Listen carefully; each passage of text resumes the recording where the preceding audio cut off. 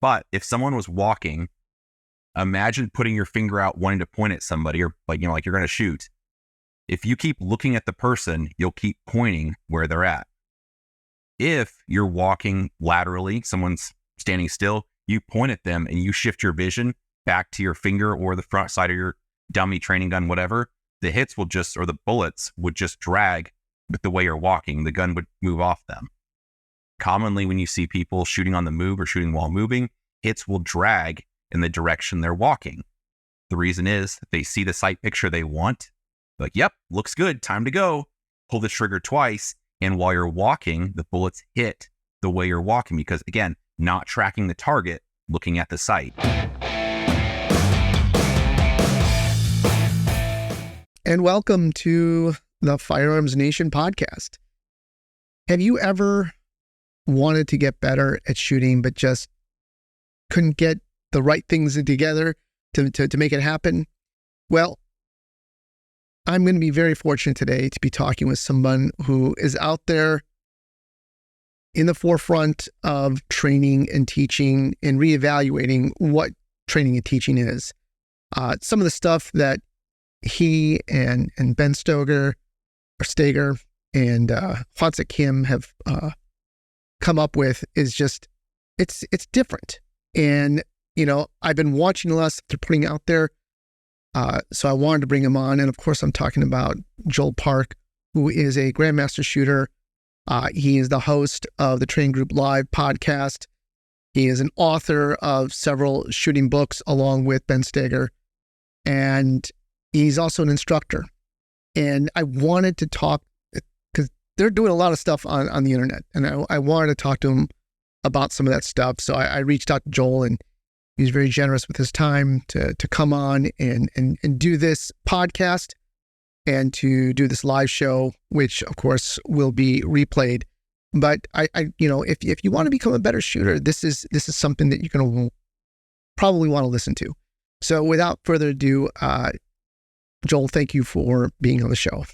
Oh, thank you for having me. It's tough to live up after that intro. Holy bucket. Too kind. Oh, please. I've been following you since you came onto the scene. I know that sounds kind of creepy, but I mean, you've definitely have grown as an instructor and as somebody who is putting out some really interesting and different information. That's one of the reasons why I wanted to have you on. So you guys have looked at practical shooting and kind of changed what pretty much everyone was teaching for so long, right? And you're smiling for the people who can't see that. But I've been in this business for a long time, in law enforcement, as in law enforcement, taking classes, but as an instructor in law enforcement. And I was sent to all sorts of schools. And then in competition, I went and sought out different trainers, including Ben. And I want to say that was kind of the old Ben, because he's changed a lot of the stuff that he's doing now. And I don't know if that was your influence or Hwansik or just, things evolved. And we're going to probably talk about it because I know that's something you want to talk about. But one thing I can say for certain is that a lot of the shooting was the same. It was just some of the drills and some of the concepts behind the training were a little bit different. But the shooting stuff was the same. And I got the same thing from everybody. Until I would say maybe about a year and a half ago, you guys started putting out some new ideas on it. And so that's what I really want to talk about tonight. So let's just get, well, first of all, I said you're the host of Training Group Live. For those of you that don't know, you're one of the, founders of Practical Shooting Training Group. What is Practical Shooting Training Group? It's a digital coaching site, which also has a forum. We have a podcast now that's my part I'm in charge of. You can submit videos. There's different tier membership. So there's bronze membership. You can basically view all the content on there. I wish I had a way to look at an exact number for how many hours, but probably hundreds of thousands of hours at this point worth of videos, educational content. Then there's the next tier, silver, where you get all that. Plus you can upload one video a month for critique, which is we scrape the program off like YouTube, put it in a tablet, and then you can draw on it for, I'm not a sports person at all, but people that watch sports, where you can slow-mo it frame by frame, scribble on the screen, draw arrows, lines, all that kind of stuff. So you get really detailed feedback about kind of what your habits are, how you're shooting, and where you should be at. Above that's in gold. Gold people get to quickly summarize, their own private section, and it's just one-on-one individual coaching where they upload a video a week, and that's a lot more back and forth about match performance, how their training is, how they're feeling, emotional, mental issues that happen in matches, kind of all the, the whole gamut of stuff. So anyway, it's digital coaching, a forum, videos, a podcast, kind of all that stuff. So and what's the top level? Gold is the top tier Okay. for membership. But even if you're just at bronze, you don't get the one-on-one, I suppose, coaching as much, but you can still ask questions in the forum. The other thing that's kind of interesting, I guess, it's worth talking about with the forum is, well, not to be unkind, there's a lot of gun forums out there, shooting forums. When you ask a question and someone else answers, you have to kind of either you're like smell testing it or you're running it past other people like, hey, does this sound right? Does this person know what they're doing? How qualified is this person? The way it works in training group, if you submit a question, student submits a question, instructor answers. So it's either me, Ben, or Hwansik answering the question first. So it's not just, it's not like a for what it's worth kind of question. It's like, nope, this is an expert addressing your question directly and getting you an answer. So Ben and Hwansik were the original guys that came out with training group. And then I was fortunate to kind of get on the ground floor as far as being a moderator. And then they added me on. So I'm in charge of the podcast. And I help with the workload also if they're traveling, as far as reviews and answering questions and that kind of stuff. Is this full time for you now? Have you made that shift, or are you still working and then doing this on the side and then trying to train on your own and do everything else at the same time? Yeah, no, I kind of do it all. I still have a regular day job. Training and shooting and stuff is something I probably do as much or more than my regular day job. For example, this past weekend on Friday, I worked till like 4:00, jumped in my car, drove to another city, had a class Saturday and Sunday night, drove home, back to work today, Monday. So this coming weekend, Friday, I'm leaving town to go to attend a Mason Lane class, actually. So I'll be on the range attending another instructor's class Saturday and Sunday, jump in, back in my car Sunday night, drive home, and I'll be back at my job on Monday. So no, it's fun. I enjoy both of them. So these new concepts that I keep alluding to in shooting, let's start talking about some that are well, first of all, I got to say this for a lot of people. If you don't know this, find Training Group on YouTube, find Ben's channel on YouTube, Hwansik's channel on YouTube, and Joel's channel, because they're putting out full classes on YouTube. You can sit there for 2 hours and watch. I mean, obviously you don't see the repetitions that the students are doing, but you can see the instruction. That's kind of unheard of in the shooting industry, because as a lot of people would say, you're giving it away for free. How did that come about? Well, I mean, you're in law enforcement, right? What's the old adage? Like, if you don't know what you're talking about, just keep your mouth shut or something like that. It's like, man, we don't have anything to hide. And it's actually only been good for us. So there's full class dumps for Ben and I teaching pistol classes, Ben and Hwansik teaching pistol classes. There's a Matt Pranka and Ben Stoeger rifle pistol class online. So if you go to just Ben's channel or any one of us three, I mean, there's anywhere from 5 to probably 10 full classes online. And it's been, I mean, it hasn't hurt business at all. Ben and I just had a sold out class this past weekend. So no, I mean, it sounds cheesy, but it's fun actually driving that training industry forward, because we're always looking for better ways to do things. That's kind of the fun mix between us. Ben is, well, you've talked to Ben before. Ben's just a straight to the point, a straight shooter guy. Hwansik's a bit of, I call him the professor, because he's actually like an engineer. So he has a very detailed, very analytical. He can very much go into the details and mechanics of stuff. So you have those two personalities. I'm a little bit of a mix, more so the way Ben is, just give it to me straight, doc. And then I kind of add in the organizational and I don't know, some of the QC stuff. So it's kind of fun because we all three have different personalities and none of us are really emotional about any of this stuff. So we're always looking for better ways to do things. I watch everyone else. Like my YouTube history is full of everyone. I mean, you name it. If they're teaching out there, if they're somewhat relevant, people's top performers match videos from like Carry Optics Nationals was just done. I've watched most of the heavy hitters. If they have their videos online, I've watched that. I just want to see what other people are teaching, what their shooting style is like. Because I'm kind of always looking to change my own shooting, change the way we teach classes. We're always looking for a better way to do those things. So again, let's talk about some of this stuff. So the big one two big ones. First one is the vision as recoil control. That goes against a lot of what so many people have taught and so many people have learned throughout the ages. Because if you think of recoil control or recoil management, you're thinking of, well, I got to get behind the gun. I got to either grip harder, I got to lean into it, put my shoulders into it, get my chest involved, tighten my core, lean forward, all these things for recoil control. And like I said, I've been doing this for a long time. No one has challenged that. And now you're saying is vision.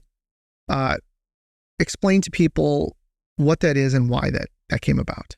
Sure. Well, it just so happens I have a gun in front of me. I'll try not to make too much noise and try not to mess with the camera too much.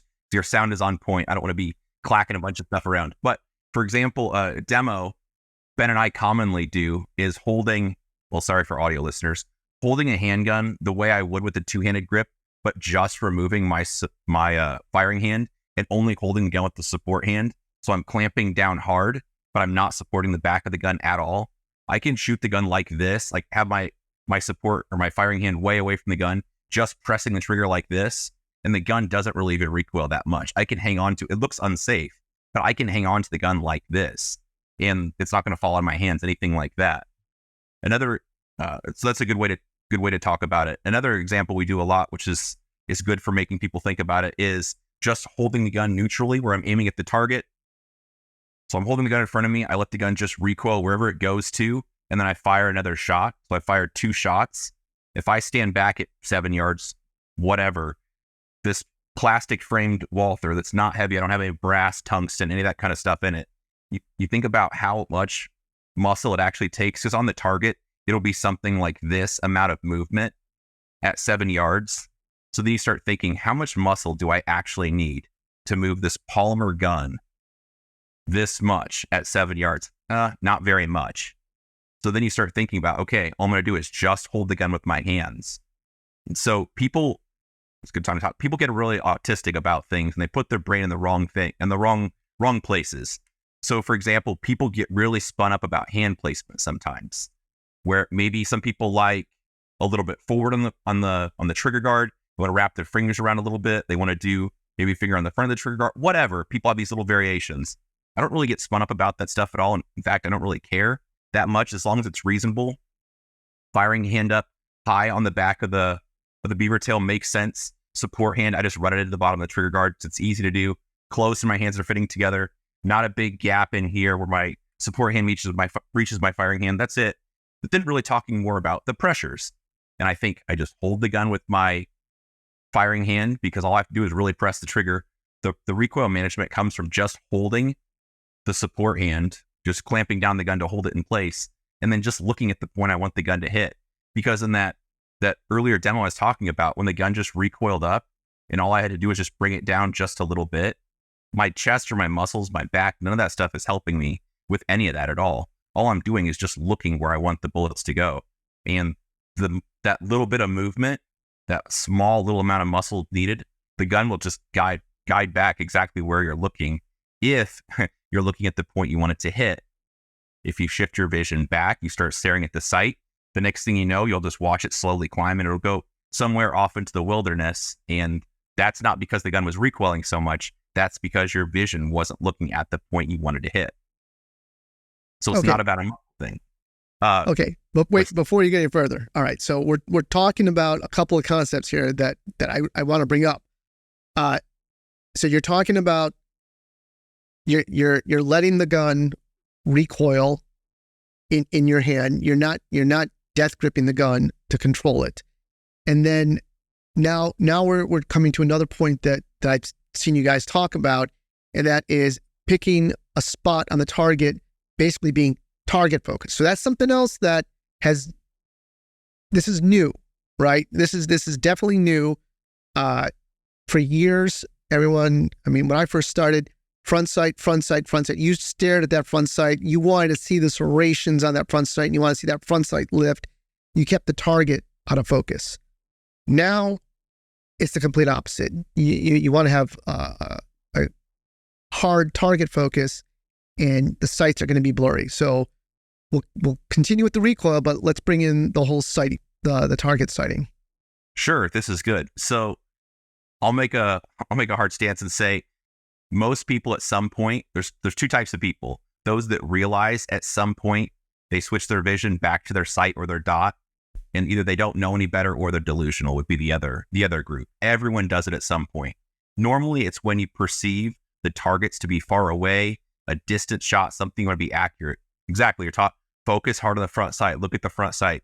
Kind of a fun awareness drill for anyone listening to this, hopefully not operating a motor vehicle. If you just aim your gun at a target that you want to hit, look at the target and let your sight become blurry, whether it's front sight, rear sight, or your dot, and then switch your vision back to your dot.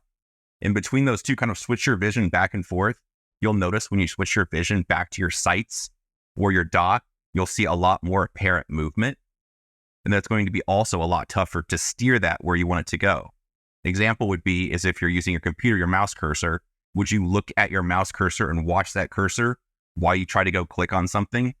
That's dumb. You wouldn't do that, right? You'd look at the place you want to click and just have the cursor show up there. Or if I wanted to point at you, I would look at you and then bring my finger to where I want to point. I would look down at my finger and then try to like find you to point at you. So again, there's a lot of power in your vision. You're going to hit where you look, for better or worse.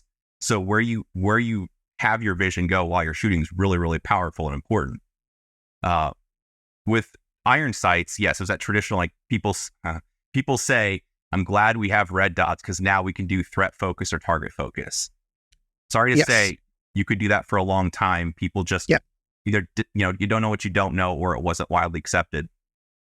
I switched to CO guns or red dot gun just for business because agency contracts are it makes me sad, but no one has iron sights anymore. Everyone has polymer frame guns and red dots. But otherwise, a long-time production division shooter, which would be basically a stock gun with iron sights, I shoot that 100% target focus, which means I'm looking at the target. The target's clear and in focus where I want to hit.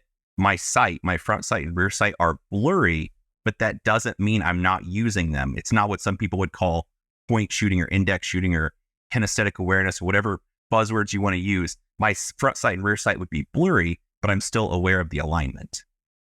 But again, a lot of bad things happen when you shift your vision back to your sight, especially target transitions be another one that it's a total nightmare on. So, well, you were a production shooter and you were a bowling shooter, not going to bowling alleys, but shooting bowling pins. Yeah, that was fun. Just to clarify that. How did you make that change from hard front sight focus to being target focused? I'll tell you this much. So like I shot carry optics for a couple of years now. I'm going back to production. I personally, I was talking with Jay Beal about this. I was personally, I like the challenge. I think it's fun, and I had a great time shooting carry optics because you're just running around and you're not praying and spraying, but you are just shooting, fast as you can, running around. You have maybe think of one reload that you got to do. Whereas production, you really got, I just did a match this past weekend. Everyone had this easy, I'm doing this, and I had to sit there and figure out, because it wasn't set up for production, like where I'm doing my reloads, where I'm standing, how I'm doing it, because it's definitely a challenge. You get 10 rounds. But I was the only one shooting production out of like 70 people. So nobody wants to shoot production anymore. But so getting back to, we can talk about it another time, but how did you make that change from the hard front sight to target? Honestly, just through practice, again, noticing, well, let me talk about some bad things that happen when you look at the front sight.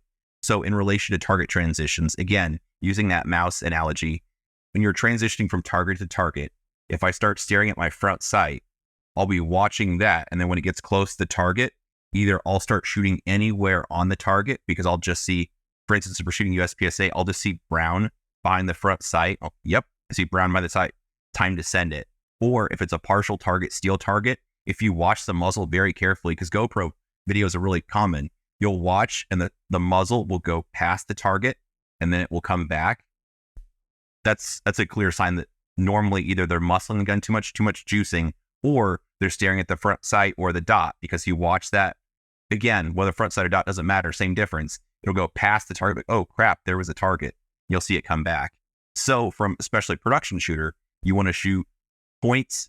You have a low capacity. There's probably going to be knocked down steel. You can't just be squirting bullets all over the place. You have to actually be accountable for the bullets, the rounds in your magazine, and being very efficient and tidy shooting. So it just forced me to shoot good points and, 1-for-1 on steel. And I suppose increase marksmanship, maybe, where I'm not saying carry optics doesn't have marksmanship, but you have more ammunition to send it harder. And if you have makeups, it's not as big of a deal. So anyway, it just fundamentally for my shooting, it just needed to happen to get better. Okay. And then you're talking about driving the gun to specific points on the target. And one of the drills that you guys, I've probably seen in almost all the videos, is that you talk about doubles. All right. So you have the one drill where you're shooting one shot, letting the gun recoil and seeing it come back and seeing the different ways it comes back and seeing what hangups you have with it. Sometimes people hold it. I know I've been told in the past where I hold it up. But we'll call that an awareness drill, if that's okay. So the drill for this, briefly, anyone that wants to try it, just one shot. You have your gun on the target or aimed at the target. You press the trigger, and the dot or your sights should just come back uneventfully to the target you were shooting. And if you try to push into the gun, you'll see it go way low, or a right-handed shooter, you might see it slash low left. Or if you're a bit lazy or watching the sight, you'll see that the sight or the front sight lift up and then maybe be slowing returning, or it'll just lift up and stay higher because, again, you're not looking at the point just to return it to. So sorry, I didn't want to explain, but go ahead. No, so there's that one, and then there's doubles. No, then there's doubles, and again, for I guess people need to understand, and this practical shooting. And we say that because we're competing in it, but it is also practical shooting. What you do in doubles is probably what you're going to do with more than one shot, anyways. But at doubles is important because that's two shots on a target, and that's what we do in pistol competition. In real life, you're probably going to shoot to stop the threat, but you still should have that same type of ability, what you're doing in the doubles drill. So that's why it's another great drill that I never saw in all my training. We did bill drills, but I think you learn more with doubles than you do with a bill drill. So explain the difference, please. Sure. A doubles drill is really all about your grip. An important thing to explain, this doubles drill is not or pass or fail grip. Or a drill, I'm sorry. It's about learning your grip. So what the drill is it's going to be 8 shots. We don't time the draw or draw speed at all. Draw the gun, get a grip you like with the pressures you like, and you shoot pairs, or some people call it double taps, on the target. You shoot 4 pairs back to back for 8 shots. So it sounds like bang, bang, there's a pause for the gun to quiet down, bang, bang, pause, the gun quiets down, bang, bang. It's actually the first shot and the second shot are both important for a variety of reasons. When somebody makes a decision to go now on the trigger, sometimes we'll see their firing hand clamp down, or they'll push into the gun. So for a right-handed shooter, we'll see them drive shots low and left. If they don't have sufficient support hand pressure, we'll see the gun flipping a bit in their hands. Second shot, likely for a right-handed shooter, is going to go high and right. So then sometimes you end up with a variety of those. We call it a seatbelt pattern, kind of, because it makes sense, across the target, because you'll have a mix of too much firing hand, not enough support hand, or possibly while they're doing the drill, their grip changes, where they have a good grip. As they shoot more, their hands get tired or starts to slip. Maybe their grip relaxes, or sometimes a thing we call dryfire grip. Somebody will draw the gun. They'll have what they think is an okay grip. The gun starts bucking in their hand, like, holy crap. And they start clamping down, and then we see them get a proper grip. Then pairs after that improve. doubles drill, we call predictive shooting. What that means with training and experience, you can predict where the second shot is going to go. Some people on the internet a while ago got spun up about like unsighted fire or some. I don't understand what they're trying to talk about, but it's important to explain the second shot in doubles and what it is. You're firing that at a rate that I'm already committed to the pair. So I'm going to pull the trigger twice, but I'm aware of where the second shot's going, whether I see a flicker of my front sight or my dot, or a feeling in my hands where I can feel myself push into the gun or tell I've influenced the gun in some way.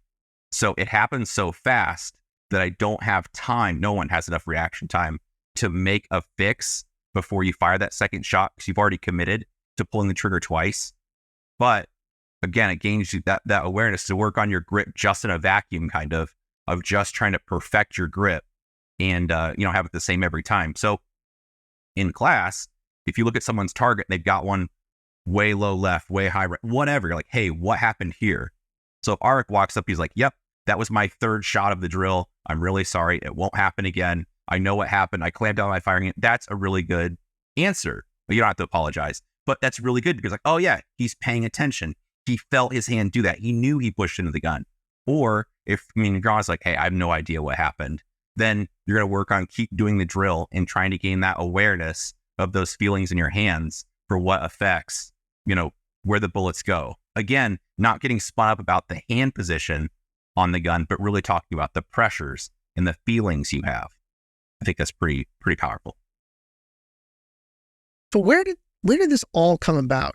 Because it's like I said earlier in the intro, it's almost as if people sat down and really thought about what is necessary for practical shooting and how we can accomplish that through different training techniques.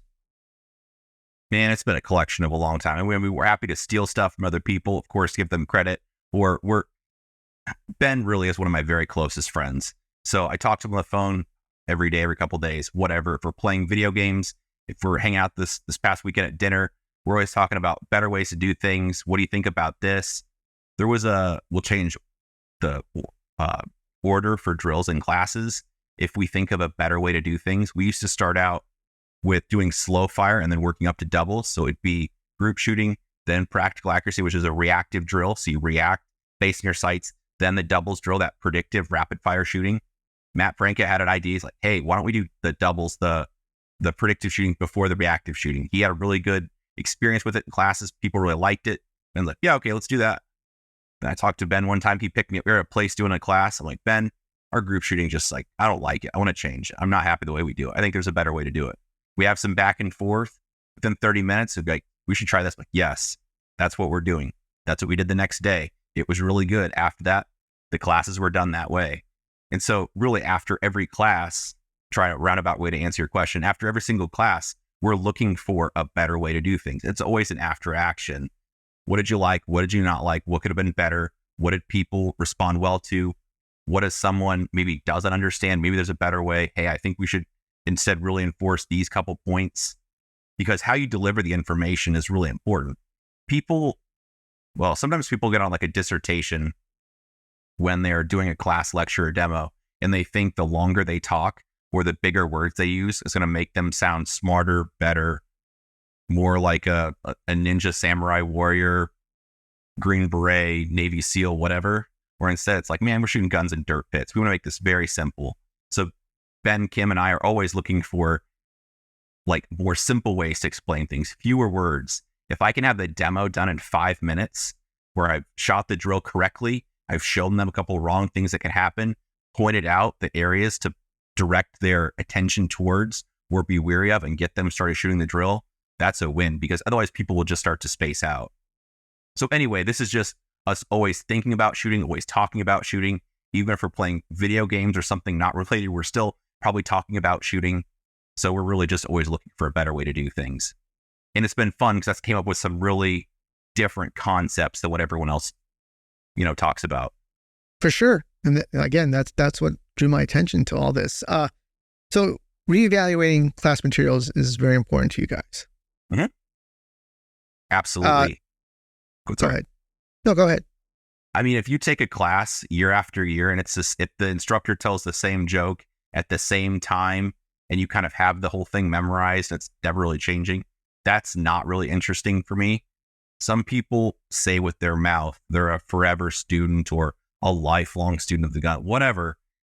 I'm of the opinion you should constantly be reevaluating what you're doing. I'm always looking for a better way to do things. Even if I'm not saying I am, but if I was the best at something, the best at teaching or the best at shooting, whatever, I'd still be looking for a better way to do things because, I mean, there's never really a best. I don't think we found the ceiling. There's always a better way to explain things, a better way to get people to understand, a more simple way to say it with less words. So just always looking for a better way to do things. So since we're talking about words, let's talk about buzzwords and scientific detail when people are talking about the human body. Do you think that's helpful to a student, or is that something that's going to make you more of a ninja warrior? I think I'll take a hard stance on this. I think that's something I would say if I was trying to sound really important and special to somebody. Like, Arik, let me tell you about how your eyes work. And when you do this, your eyes do this. And your hands are going to do this. Okay, I mean, that might be interesting, like something I'd watch on the Discovery Channel, but how is that going to help me when I'm in a dirt pit shooting guns, or maybe somebody's shooting at you?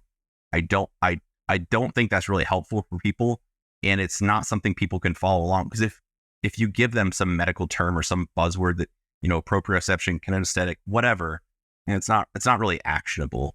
Instead, why don't you just teach people how to practice, teach them how to train, teach them how to assess the results they're getting, and just make it simple? Because again, we're just shooting guns in dirt pits.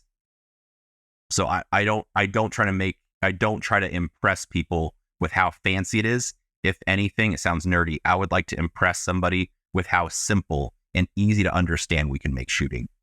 How, to me, the purpose of a class, I'm getting on a tangent now, is teaching people proper technique, teaching them how to assess the results they're getting, and teaching them how to practice.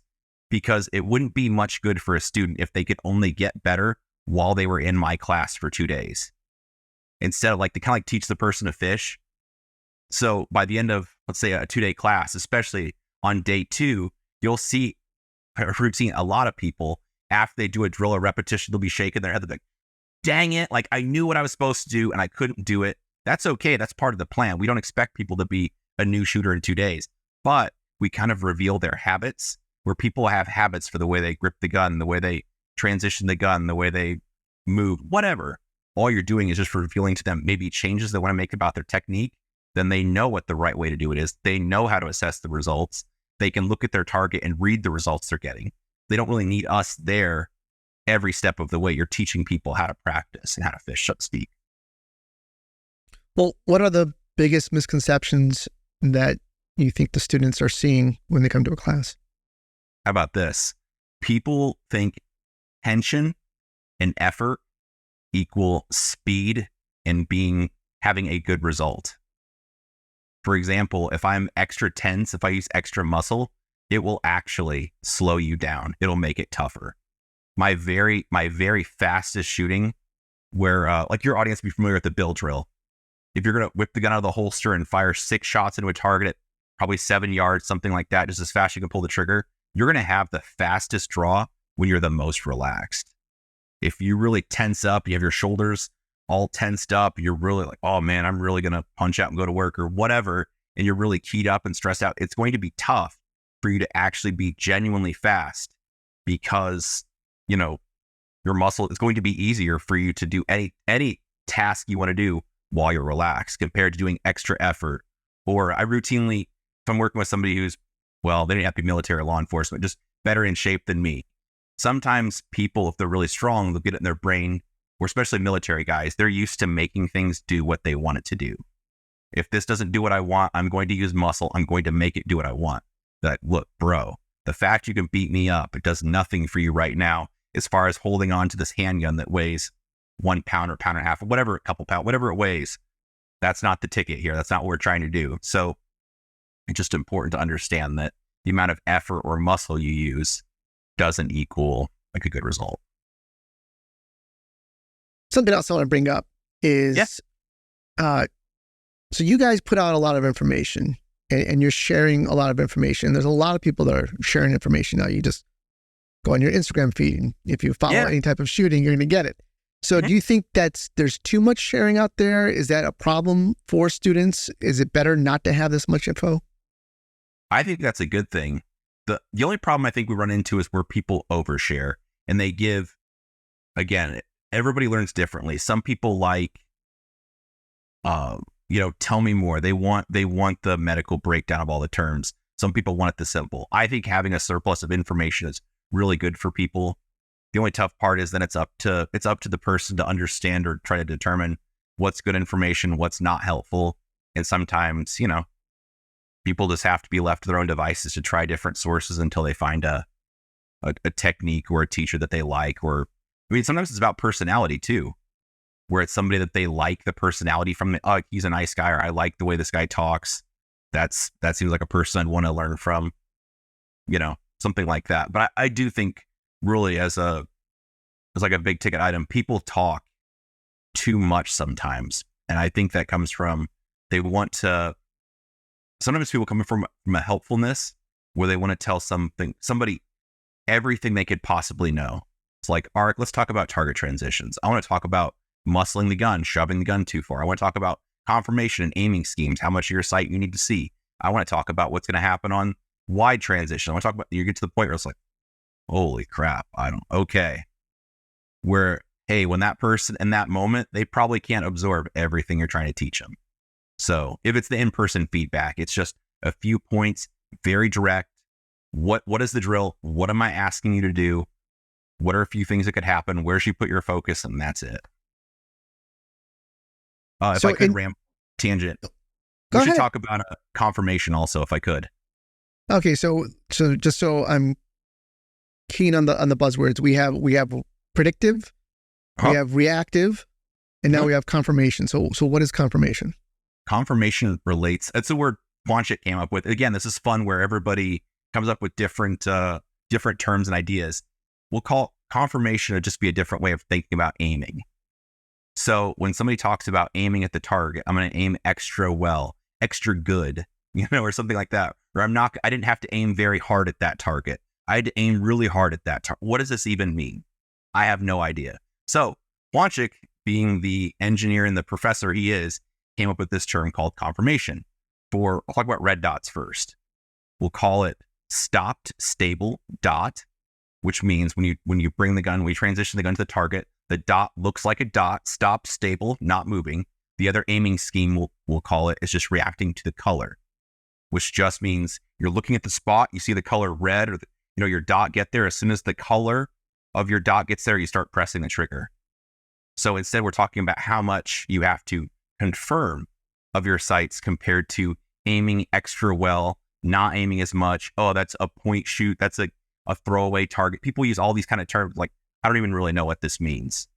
So again, giving somebody very actionable, and for most people listening to this, shooting out to, let's say, medium distance, 10 yards, 15 yards to get center bass alpha type hits, you could just react to seeing the color of your red dot. It's especially something with military and law enforcement. There's a lot of over aiming where you have to really, I understand, there's a lawyer attached to every bullet. You have to be accountable. I get it.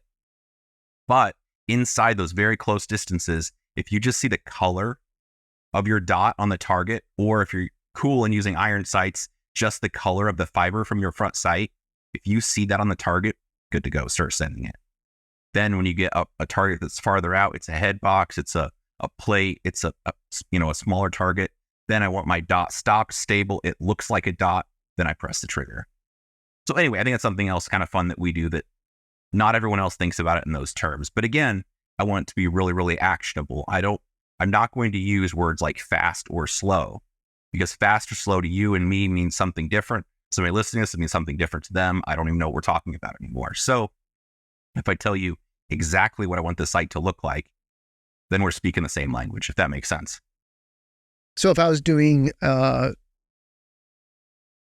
plate rack at 30 yards, I'd probably want the confirmation of the dot being a dot on those plates.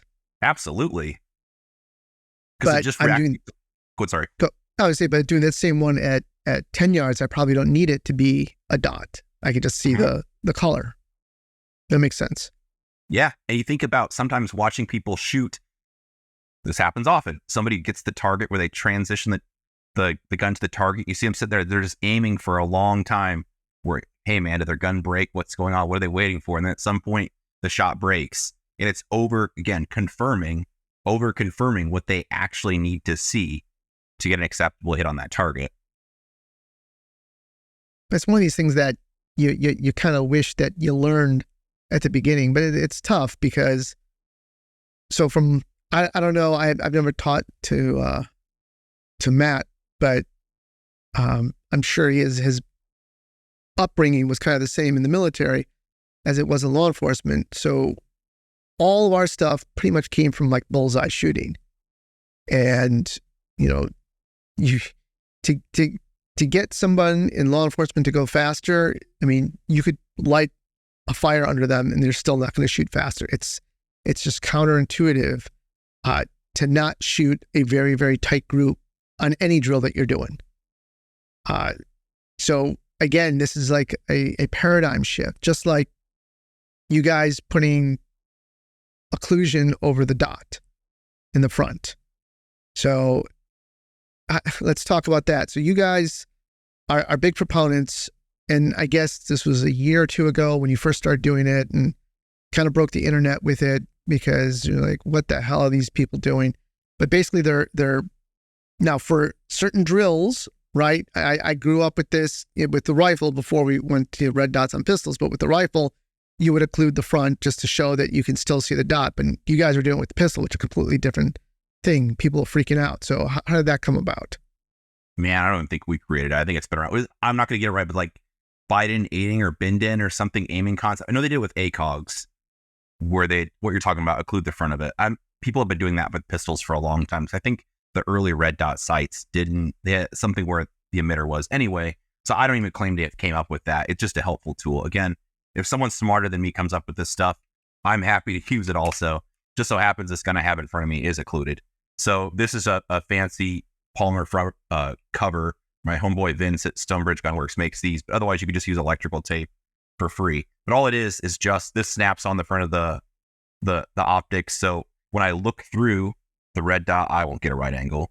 And then if I point it at my face, the internet will crucify me. So when you look through the optic, I see the red dot, but there's the backer in it, so I can't look through the tube. The reason this is important is it helps you, I won't say it makes you, but it helps you stay target focused. Again, bad things happen when I'm shooting. If I shift my vision back to the sight, I'm not going to be able to track the target, especially if your target's moving. That would be another situation. There's a thing that could happen. If, it'd be easy. So you have to imagine, since I can't walk right now on camera, but if someone was walking, imagine putting your finger out wanting to point at somebody or like you're going to shoot. If you keep looking at the person, you'll keep pointing where they're at. If you're walking laterally, someone's standing still, you point at them and you shift your vision back to your finger or the front side of your dummy training gun, whatever, the hits will or the bullets would just drag with the way you're walking. The gun would move off them. Commonly, when you see people shooting on the move or shooting while moving, hits will drag in the direction they're walking. The reason is they see the sight picture they want. They're like, yep, looks good, time to go. Pull the trigger twice. And while you're walking, the bullets hit the way you're walking because, again, not tracking the target, looking at the sight. So this is just a super helpful way to keep people looking at the target what you want them to do. Again, we didn't come up with it or anything like that. It made some people on the internet big time mad about it, which was kind of fun. That would make me lean into it even more. There's sometimes you don't want to do this if you, even this instance, this weekend we had a guy in class. He was definitely staring at the dot. He agreed, occluded the dot, and then he had a point of impact shift where the bullet started going left and high, I think. Like, you're sure your gun's zeroed? Yep, sure. Took it off and then had him shoot again. The bullets were going right back where they would. And sometimes people have, I'm not an optometrist, but a different correction or near side, short sided, or some guys have been blown up a lot with bombs and stuff. They'll just get a little bit scrambled where, their eyes aren't looking at the same thing. Sometimes that happens where the occlusion doesn't work. But otherwise, the only other time I take it off in a practical shooting sense is if one of my eyes was going to be blocked. So for instance, leaning around in like USPSA, IDPA, whatever, leaning around a vision barrier or something where half of my face is going to be blocked, or I might not be able to get my full head behind the gun, that would be an issue if I just had one eye. Because the way occlusion works, obviously, you're looking at the target, you kind of superimpose. One eye sees everything, one eye kind of sees a little black background. Your brain puts the two together, and then you'll see, the dot on the target. So anyway, there's some situations where it's not helpful, but it's a very good training tool. And how about this? A lot of people talk to me about it. They'll get messages. Hey, I don't get the occlusion, the optic. Why do you do it? First question is, have you tried it? And if the answer is no, it's like, we don't even have anything to talk about yet. You need to try it. Because if you just, again, use some electrical tape, put a little bit on, give it a try for a couple hours at the range and see what you think. If you like it, cool. And if not, no big deal. It didn't cost you anything. But again, always looking for a better way to do things.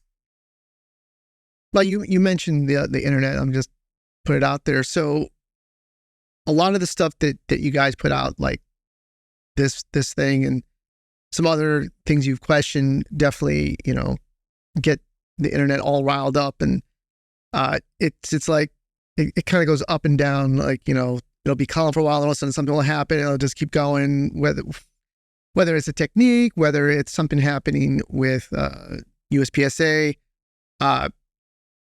But you guys are vocal about it. But I guess it doesn't bother you that you guys are doing it, because it seems like you're holding up the mirror to whatever is being put out there and challenging it. And, maybe that's not a bad thing. There's a lot of instructors out there. I mean, there's a lot of instructors out there. I guess if people put themselves in the limelight, you can't hide from what you're doing, and you got to be able to defend it. I mean, it's kind of like how martial arts were in the 80s, 70s and 80s when I was growing up. People had a lot of ideas until the Gracies came along and challenged everybody and said, well, look what we can do, and we can back it up. And I'm open to critique too. I'm very open to the fact that I don't know everything about shooting. I'm always looking to get better. Something I don't know. Like I said, I think very highly of Mason Lane just as a person. I like him a lot, but he's also a 3 or 4 time national champion now. So he's got a class this coming weekend that's 3 hours from me, 3.5 hours. So like, yep, I'll pay my own money. Well, I guess training group will reimburse me for that one, but I'll pay money to go to that. And I'm looking forward to just seeing how Mason presents material, what his program's like. I'm just going as a student. He's very kind to let me video it. So that video, I think it'll show up on his YouTube. If not, it'll be on training group for sure. So we have a lot of other class dumps, but I'm just interested in what drills he does. The order of the drills, I think, is very important. How he relays information, what his demos are like. Because again, I'm very open to the fact I don't know everything, and I'm interested just to see what other people have to say. I think that's quite important if you want to progress or learn or get better. Because once you kind of think you know it all, or you have the program down, I think it's a pretty easy way just to become outdated or obsolete. One thing that I don't see a lot of that much with what you're doing, and I'm not a part of training group. Maybe I will be, but let's get the login. It's easy. What are you guys doing for dry fire or dry practice? Well, again, it won't cost people money. I would encourage anyone listening to this, if you have a couple free hours, just Google my name or Ben. It's pronounced Steger, but Stoeger like the shotgun. You could find full class dumps. So for all the drills, we'll be doing live fire, and we'll have a dry fire component. So in the books, we'll have the drill, the way you do the drill, and the dry fire components of that also. So that's a really important part of everything other than that doubles drill we talked about, the predictive shooting. Everything else you could really do in dry training without even shooting ammo. Doing the target, it's actually very helpful. Target transitions, for example, when you're shooting the gun with live ammo, it's loud. There's brass flying out everywhere, things bucking in your hand. You got to hang on to it. There's a lot of stuff going on. Just doing target transitions at home without even pressing the trigger, just having your targets, your dry fire area. If you use a light switch, whatever, that's fine. I prefer the scaled USPSA style targets. I guess I'm plugging them, but Ben Stoeger Pro Shop sells them they're like a quarter a piece or 30 cents a piece, basically no money. You can get a pack of them for like $5. Scatter those around your basement, and then just in dry fire, draw your gun and just look at spots on the target and then just assess the way your sight tracks to those targets. And if the sight goes a little bit past, it has to come back, it goes too low, use too much muscle, it swings past the target, whatever. Anyway, you could work on a lot of those skills in dry fire. And if you're shooting live ammo, you might not get as much feedback because, again, the noise, the brass, the gun's bucking in your hand, all those kind of things happen. Another really important thing with dry fire, I'm getting on a tangent now. If you're happy with your dry fire, if you assess it as being good, you're probably not doing it correct. Let that sink in. When you're doing your dry fire, you should be nitpicking, in my opinion, everything you do. You're doing like that target transitions example. Dang it, like I just didn't quite find the right spot. I was a little bit left. I swung a little bit past the target. My grip wasn't quite right. My support hand wasn't quite in the right position. The pressure should have been a little bit different. I'm not really getting the index I want, where I look at the spot and the sight should just show up where I'm looking. Whatever it is, every single repetition at my level, for whatever that means, I'm probably genuinely happy with 5% of the repetitions, something like that. The rest of it, I'm always nitpicking myself, just something that could be a little bit better, a little bit better. And it's not necessarily about self-hatred or anything like that. But if you keep nitpicking, you want to just keep doing a little bit better, working on this small little aspect, you will get better, especially being sensitive to all the little things that could be improving. That's just, in my opinion, that's just how you get better. How often are you dry firing to live firing these days? I live fire about every weekend and dry fire almost every single day, unless I'm traveling or there's something where I can. For a good dry fire session for me will be anywhere from 15 to 30 minutes. If you're gripping the gun, proper tension, you're gripping the gun hard, your hands, you should be tired. For most people listening to this within 30 minutes, your hands should be tired. You should be, man, I'm really emotionally, kind of spent from how much effort it takes. You're not watching TV or something like that while you're doing it or talking on the phone. I'm really just focused on that, focused on doing the techniques, the drills, the best I can do them, really paying attention to the results I'm getting, really striving to make them as perfect as I can be. So again, the way I'm getting into a tangent, I would recommend dry firing during the week on the skills you want to get better at. When you go to the range, set up 1 or 2 drills for whatever ammunition you have. Most people shoot between probably 200 and 400 or 500 rounds, something like that. So do half your ammunition on each of the 2 drills. That'll give you some takeaways. So you'll notice, dang it, I'm not hanging onto the gun the way I thought I was. Just pushing into the gun. Target transitions are crap. My feet aren't in the right position. I thought, whatever. Take that back to your dry fire, then work on that aspect again during the week, or a couple different things during the week in your dry training. Then go back out to the range, shoot live ammo, check your results, see if it's getting better, getting worse. If you notice maybe that got better, but a new problem cropped up, you want to take that back to dry fire. It's kind of just a process that never ends, unfortunately. But that's the key to getting better, in my opinion. Well, I think I'm having you on because I want to hear your opinion. You were talking about gripping the gun and it's tightening you out, but just so I'm clear, you're relaxing your gun hand, but you're gripping hard with your support hand, or are you gripping hard with both of them? Nope. We'll talk about cues quickly. So sometimes the way you intellectually think about something, or the way I think about holding the gun is I hold the gun with my firing hand. It's so much that my fingertips aren't turning white. You wouldn't pull the gun out of my hand. It's not going to fall, but I'm not crushing it all. When my support hand goes in, I crush the gun as hard as I can. Just almost, my fingertips turn white. If it's not uncommon for me to pull skin off the back of my firing hand from gripping the gun so hard, that regularly happens. While I'm shooting, I'll have the feeling with my firing hand that I'm just trying to just hold the gun. Just don't apply any pressure. That way I can press the trigger straight back without having sympathetic movement for the rest of my hand. But in reality, you're probably still holding the gun pretty hard. Even though my brain says, just relax your firing hand, don't grip the gun hard. In reality, yeah, you're still holding on to the gun, pretty firmly. But anyway, to answer your question, yeah, I grip as hard as I can with my support hand, and my firing hand just presses the trigger. I don't want to clamp down or try to control recoil with my firing hand at all. Because when that happens, if you watch slow motion video of some people shooting, you'll see when they press the trigger, you'll see the thumb moves also, or some kind of other sympathetic movement that oftentimes will relate to pushing into the gun, because you really want to be able to just press the trigger with your trigger finger and not have sympathetic movement where the rest of your hand's clamping up or pushing into the gun. And if you try to clamp, do the 100 and 100 thing, they'll like make a fist and then try to work your trigger finger, or relax your hand, try to work your trigger finger. There's obviously a big difference. What would you tell Joel, 5 years ago when you were first starting out, that would have made a difference and accelerated your shooting ability than it would have normally took you to do? That's a good question. I don't know. It's tough. So, I'll answer it with another tangent, I suppose.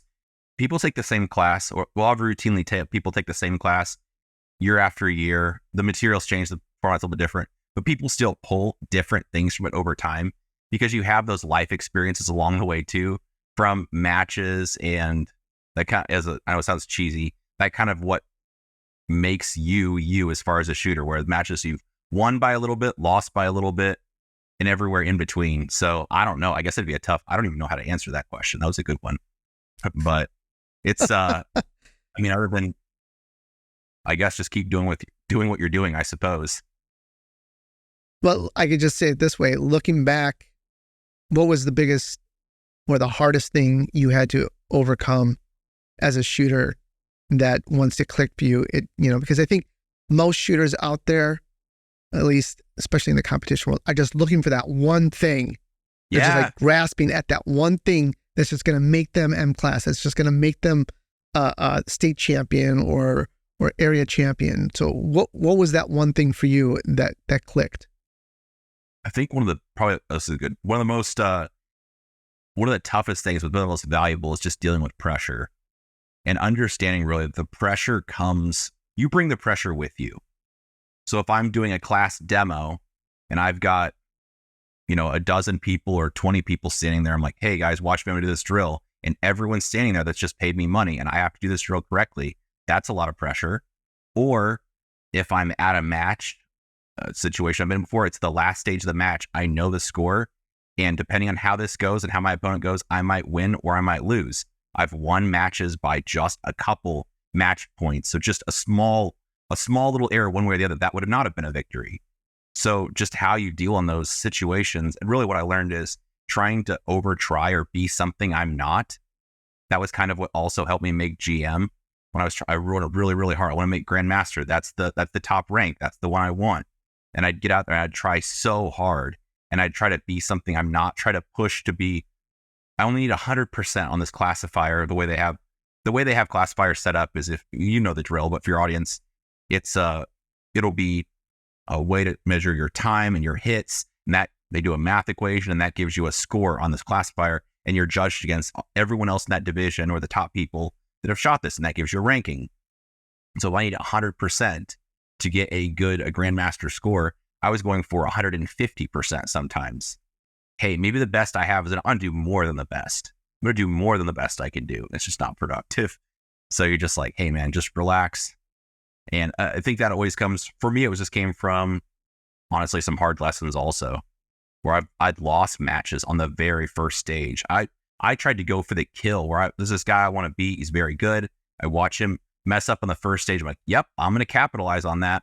I'm going to go in for the kill now and get a healthy lead. And it's like, nope, made the same mistakes that guy did, even a little bit worse. So again, it's tough, but just that process of dealing with pressure, not over trying, just do the thing you know how to do, stay in control, because self-control is another thing that people struggle with sometimes, where something happens not the way they expect, or they want to try extra hard. The next thing you know, they're not disciplined and just squirting bullets at steel or firing very fast at targets, but not really getting the hits that should correlate. So again, it's a process that happens over time, though. A lot of life experiences, at least in my opinion. What's interesting is that you didn't say a word like trigger control or grip pressure or footwork, or you talked strictly about internal emotional control, which is pretty interesting. Yeah, I mean, well, and people get really, again, autistic about a certain technique, holding the gun this way, whatever. I'm always looking for a better way to do things. So man, right now, hold the gun, crush the gun really works well for me. But if somebody comes up with something better, I'm not emotional. Like, I'll change it. That sounds good to me. So yeah, I think really the behavioral stuff anyway, for me was really important. I mean, sometimes a lot of friends where you watch them, or I'll put them on the spot in the class, like, all right, this person can get ready to do the drill. Anybody not shooting, watch this person. And sometimes they'll just fold. You know what I mean? Like, hey, everybody's watching. They know it's just some drill that doesn't matter on a Saturday afternoon. But when they know everyone's watching, that adds a lot more pressure. So again, being able to deal with those situations has been a lot more crucial than me for like how I prep the trigger or don't prep the trigger, or apply pressure with this certain way or whatever. So what is Joel going to be doing in the next couple of years? What is your plan of action? Well, I'm so sorry. You're going to have to edit that out. This is my reminder to drop my podcast, which I already did. I was trying so hard to not have any noises. I'm like, no, Arik has this perfect audio. Anyway. I'm going to leave it in just for you. Go ahead. Perfect. Hey, if it doesn't bother you, I was trying not to smack stuff around. Anyway, I'll probably just keep sending it. I'll keep doing the traveling thing, traveling instructor. There's more classes always on the horizon. Ben and I will be You're going to get a website, finally? A website for you? Probably should do that. They're really cheap. Logistical nightmare. That's not about the money. It's about the time. But yeah, I'll probably have to do a website at some point too. No, man, I mean, all right, real talk. I'm super nerdy about this stuff. My favorite thing to do is just go to the range and practice. Just, trying new things, trying to get better, trying to hone my skill. Like, I like that stuff. So just to continue to get better on my own personal shooting. And I probably put as much effort into teaching as I do making myself better as a shooter, because not everybody that can shoot well can teach, and vice versa. So I spend a lot of effort and time just continuing to try to be a better teacher. So hopefully that'll continue to go up over the years also. And before we wrap it up, I got a slew of questions here. Yeah. From somebody, I forgot his first name, but he goes by the moniker Rogue Acosta, and I'm sure you know who he is. I can't think of his first name, but he's a really good shooter to begin with. But so he's asking for target presentations, and actually I still have the ability. His name's Alex. I know Alex. He's awesome. Alex, yes. For target presentations that are not open targets, is there value into committing memory-specific visual cueing for permutations of target presentations?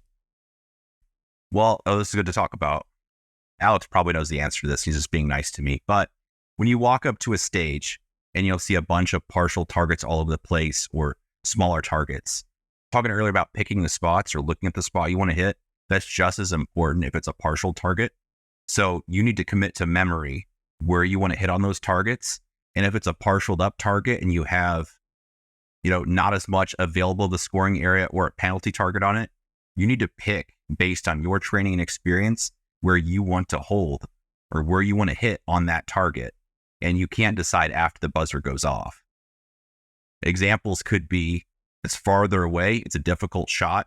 I want to shoot the center of brown, the center of the available scoring area, just dead in the center. Just don't get a miss, don't get a penalty, just get your bullets on the target. Or maybe it's closer, the partial's a little more forgiving. I want the alpha, I want the center hit. So I'm going to hold, maybe towards the edge, the outside edge of the alpha, something like that. So anyway, yes, it's very important when you're visualizing, picking out spots on target. You need to have decided on that before the buzzer goes off. Okay, because I guess he continued. I thought these were all separate questions, but so the goal is that when you see stacked targets, variants of hardcover no shoots, you remember where to look so that they're not such novel problems, which you kind of answered. Or is it sufficient to pattern these in your walkthrough alone? Guess I'm curious if top-level dudes are approaching these as previously solved problems, so their eyes are pre-trained to look at specific points. Maybe I guess you could say pre-trained, but I'm still looking at every single target, committing it to memory, and you're just shooting. The best way to shoot a USPSA match is just to shoot at one target at a time. I think it sounds so cheesy, It's not all one clump. How do you address each individual target? So maybe that predictive shooting is the style of shooting you want to use. Maybe you want a different level of confirmation, whether you're just going to see the color of your dot on the target, time to send it, or maybe it's a partial up target. You need to see a stop stable dot.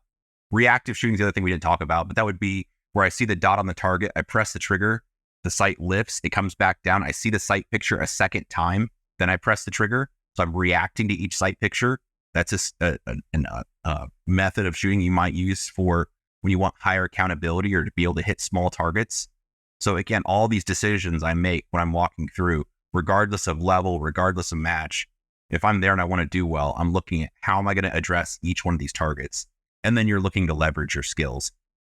Because, for example, that predictive shooting where you just aim once, you press the trigger twice, your training and experience will tell you if that's a good idea or not.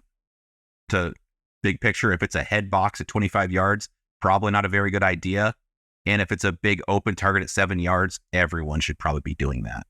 Anywhere in between, you get to that dangerous where it's the 12, 15 yards. Like, maybe yes, maybe no, I'm not so sure. You have to have shot that stuff in training. You have to already know what you're capable of. Otherwise, if you just kind of try to wing it when you're actually on a stage, normally it doesn't work quite as well. And that's those hard lessons that then you'll be like, hey, dang it, don't do that again. Yeah, nope, that doesn't work. Someone wants to know, I guess you were teaching up in Northern California. When are you going back to there? Ben was there. I don't think I was in California, not this year. I don't know. I mean, Have Gun will travel. All you gotta do is bang my line. If you go to training group, pstg.org or .us, you could, there's a contact us. So if you want us to head to your range, just whoever you want, me, Ben, Professor Kim, or Matt Pranka, and we'll try to make the scheduling work to make it happen. And besides PTSG, where else they can follow you on Instagram? Is that your primary social group? Yeah, I don't use Facebook that much, but I mean, either way, I try to. Yeah, my kid calls me a boomer because I go on Facebook. I'm like, I like the Instagram too. I know it's owned by the same person, but it kind of, that's where everybody is, and it's entertaining. Whereas Facebook, I think, is just kind of boring. But I was not going to try to go there, but yeah, Facebook is a bit boring. Yeah. So yeah, Instagram is more entertaining. Yeah, happy to. I get a lot of DMs. I try to respond to them all or try to answer people's questions. Again, not to keep people work hard for their money. So I'm not trying to talk people out of their money. But if you're bored or spacing out at work, watching one of the class videos hopefully gives you some things to take back to your training. And Ben and I both on social media will post, and Hwansik also just post little 2 to 5 minute sections from a class. Hey, there's this drill, this little aspect, try this out. So just something for people to take back to their training or dry fire and give it a try and see what they think. That's awesome. And again, I want to thank you for coming on the show, and thank everybody who's watching the show. And please, if you haven't subscribed to the podcast or the video podcast on YouTube, please do. It helps support this endeavor. Right now, it's all free. It's not free for me, but it's free for everybody else. So please, the best thing you can do is subscribe and share this stuff. I love bringing on people like Joel. And Joel, it's something about the Midwest that, I grew up in the Midwest. There's just... Really? Where'd you grow up at? I grew up in Illinois. Okay. So spent my first 20 years there. Okay. And it's a different, I lived on the East Coast. I lived on the West Coast. And I'm sorry that I did. But New York and LA are just horrible places. Now Florida's great. But there's something about the Midwest that just, it breeds good people. So I'm just very happy that you're part of this community and you're putting out such great content. And again, thank you for coming on the show tonight. No, thank you for having me. I really appreciate it.